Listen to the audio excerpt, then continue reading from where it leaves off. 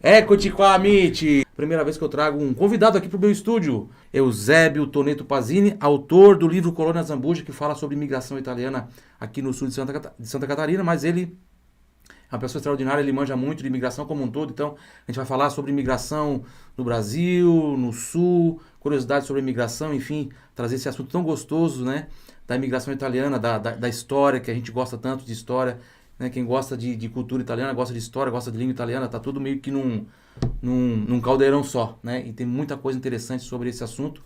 Então sejam todos bem-vindos, bem-vindo amico mio, benvenuto amico mio. Grazie, buonasera a tutti. Que nós vamos falar sobre imigração italiana. Afinal de contas, por que, Eusébio, que os benditos italianos saíram da Itália para vir para o Brasil? Vamos fazer uma viagem no tempo, então.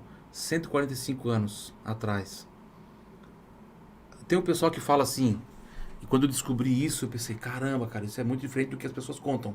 Não sei se vocês também já escutaram essa história, de que os italianos vieram para cá por causa da guerra. Já ouviu isso? Já te perguntaram sobre isso? Muita gente falava isso. E eu acho que até o meu pai, de forma inocente, falava isso. Eles vieram por causa da guerra. Talvez eles ouviram de alguém também, quando na verdade não tem nada a ver com guerra, né? Pelo contrário, né, Eusébio? Por que eles vieram para cá? Assim, Silvano, se tu for analisar bem a fundo, tem um pouco de verdade nisso que os antigos falavam. Não, mas porque- da guerra, da Primeira Guerra Mundial, não, né? Não. Então, é por É isso que outro, às só se vezes... for outras por isso que às vezes a guerras, gente tudo mais, Napoleão, tudo mais. Por isso que a gente às vezes se confunde, porque a gente olha hoje de trás para frente, né? Daqui para lá. Né? Enquanto eles tinham convivido com esses imigrantes, então eles sabiam dessas histórias. E é importante frisar que esses imigrantes que veio para o sul do Brasil, principalmente para o sul de Santa Catarina, eles vieram da região do Vêneto. Sim. E o Vêneto Norte da Itália. até 1798 ele era uma república. Então era a Sereníssima República de Veneza. E ela foi tomada por Napoleão Bonaparte. E a partir daquele momento, ela entrou sim numa etapa de muitas guerras e tal. Depois a unificação italiana, que inclusive a Anita Garibaldi, né, a nossa conterrânea aqui, né, nascida aqui muito aqui próximo, né, hoje Tubarão, mas na época Laguna, ajudou lá, né, nessas guerras Com de Giuseppe unificação, Garibaldi. com Giuseppe. Então a Itália mergulhou num processo, né, de guerras e tal, e os nossos antepassados, os antepassados deles, eles eram de uma região muito rica. Muito rica. O Vêneto, a Sereníssima República de Veneza era muito rica. E esse processo, a mudança do feudalismo, né? Esses nossos antepassados, muitos deles, eles viviam trabalhando por dia por senhores feudais. Eles eram agricultores. Com o processo das guerras, junto com o processo de industrialização que houve na Europa em massa naquele período, começou a vir muitas máquinas. E a mão de obra foi sendo substituída por máquinas.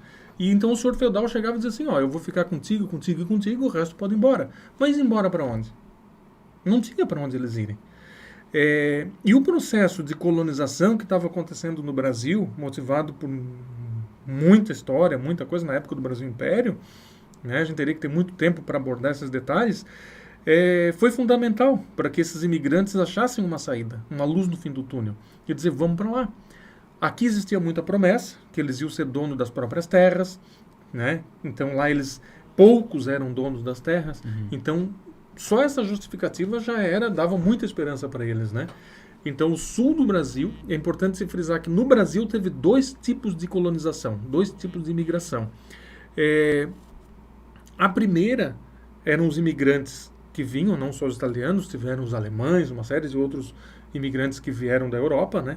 Mas a maior parte foram italianos, né? Eles vieram para o Brasil para substituir a mão de obra escrava das fazendas de café, cana-de-açúcar, principalmente café, pois o fim da escravidão era iminente, né? Então tinha que ter uma solução.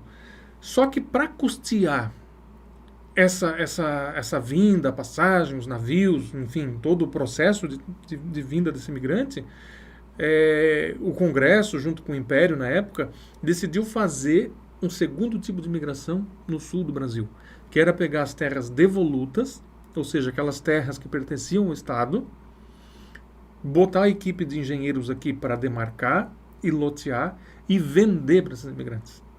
Vender. Vender. Eles Que não esse ganharam termo terra. devoluta? O que quer dizer? De onde vem essas terras? De que elas eram?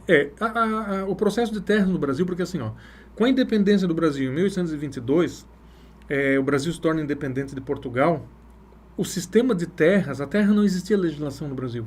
Então a terra era pública. A terra era pública. Então se tu tinha pouca gente, muita terra, tu pegava um pedaço de terra e era por posse. Enquanto tu estivesse explorando essa terra, ela era tua. Então, com a mão de obra escrava, então aquele que explorava mais terra era aquele que tinha mais escravo, mais dinheiro.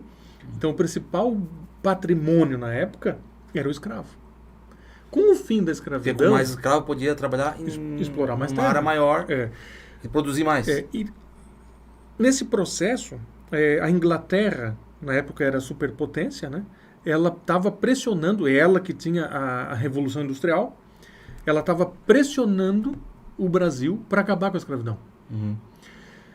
Quando chega em 1850, que teve a Lei Eusébio de Queiroz, né, que botava fim ao tráfico de escravos, sem escravos, a terra não teria valor, e era pública. Então esse pessoal, eles iam perder a posse da sua terra porque eles não iam explorar. Certo. Sem explorar, perdia. O que eles fizeram? 4 de setembro de 1850, a Lei de Eusébio de Queiroz, que acaba com o tráfico de negros, né, de escravos, principalmente da África. Eles, em 18 de setembro, eles fazem a Lei de Terras do Brasil. Ou seja, a terra no Brasil não é mais pública. Daqui para frente ela vai ser privatizada. Então essas terras, elas não vão ser mais dadas e a posse não vale. Tem que ter um documento. Então quem tinha dinheiro comprou. Porque senão o imigrante ia vir, o alemão, o italiano, e a terra era livre, era pública, eles eram dono da própria mão de obra, e eles iam tomar posse. Então, para eles se garantir com o meio de produção, a terra tinha que ser vendida. Então, aqui no Sul, só que na lei de colonização, dizia que o imigrante que chegava aqui, ele tinha que se enquadrar nesses dois processos de colonização. Ou ir para as fazendas de café, ou vir para as colônias do Minas Sul. Gerais, São Paulo. São Paulo, principalmente, Minas Gerais.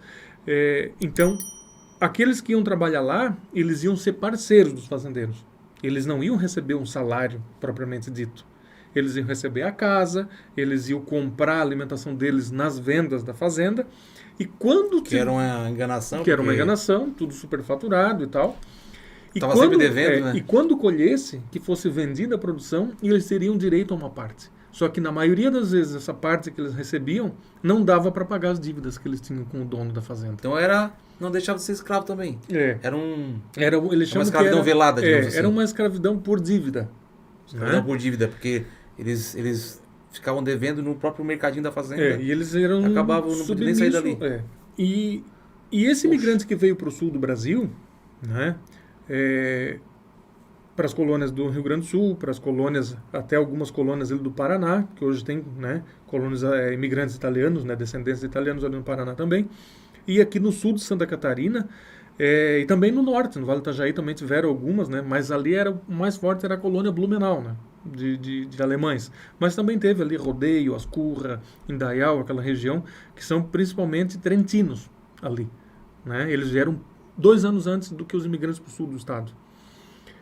E aqui predominou o pessoal do Vêneto, né?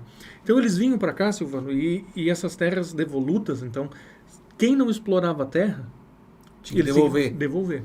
Por isso devoluto. Por isso as terras que eram tinha que devolver para o Império. E ela se tornava... Então não tinha mais escravo, não tinha como mais usar aquelas terras, devolvia aquelas terras para o Império. E aqui no sul, eram terras mais difíceis de explorar, terras, né, com um relevo mais ondulado, mais quebrado, então mais difícil de explorar. Uhum. Elas foram loteadas e vendidas para esses imigrantes. Geralmente eram dados 2 anos de carência e depois 5 anos para pagar. Então tu imagina que esse imigrante veio com essa promessa de comprar, mas aqui, ô Silvano, quando eles chegaram, os primeiros, eles não encontraram estradas, eles não encontraram igrejas, que eles eram muito católicos, a fé deles, né? Foi inclusive a fé a principal ferramenta para que eles conseguissem vencer aquela situação no qual eles se encontravam, né? Não tinha escolas, enfim, não tinha infraestrutura nenhuma, não tinha pontes, né? Então eles saíram de lá do norte Não, da era Itália, só selva, não tinha nada. era floresta, Era floresta. coberto por mata nativa, virgem, Era árvores, como chegar do nada é, num lugar que nunca foi colonizado. árvores centenárias, Tinha árvores índio, né? milenares, Tinha índio e tal, índios. E hoje a gente olha conhecendo a nossa realidade, mas na época eles não imaginavam que tipo de animais que iam ter no meio dessa floresta. Então tu imagina o que eles passaram, né? Gente, obrigado. Arrivederci. Gostou do nosso vídeo? Querem mais vídeos assim, de repente? Comentem aí, deixe o seu like, se inscreve no canal, tá? E a gente se vê semana que vem, terça-feira, 19 horas, tem live, ok? Aula de italiano. Arrivederci. Pode deixar também o teu recado final, Eusébio, e a gente se despede aí. Obrigado, Silvano. Foi uma satisfação estar aqui contigo. Fico à disposição quando tu quiser, é só chamar que com certeza estarei aqui tomando um vinho Goethe e contando um pouco mais da nossa história aí. Valeu. Obrigado. Grazie mille. Ciao ragazzi.